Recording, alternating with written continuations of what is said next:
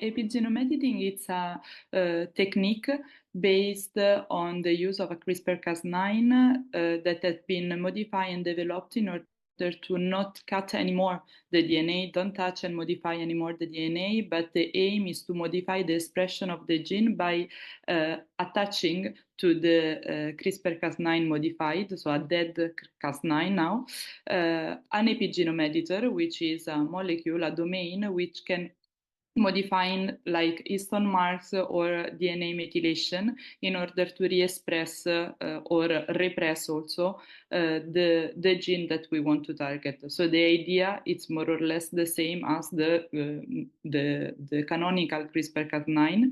but differently from that, we are not touching the DNA sequence. So avoiding to insert mutation, deletion, insertion, whatever it's related to the Cas9,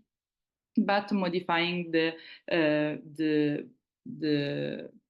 epigenome editing, which is around the region that we want to target, actually.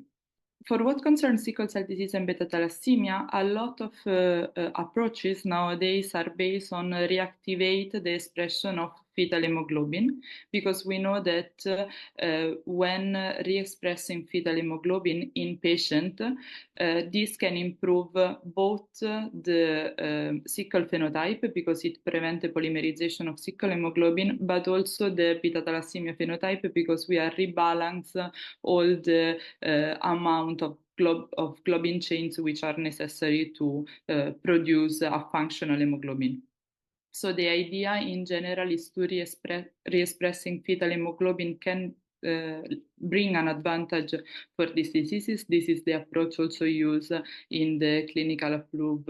Cas-GV strategy, where they use Cas9, CRISPR-Cas9 in order to reactivate the expression of fetal hemoglobin. So the idea is, our idea, and in general epigenome editing idea, is to do the same, but using epigenome editor, so avoiding again to touch or cut or insert deletion and insertion in the DNA sequence in order to develop a strategy that is similar to what has been used and approved since now, but with from a safer point of view, let's say, so with a safer profile in terms of cutting and modifying the DNA.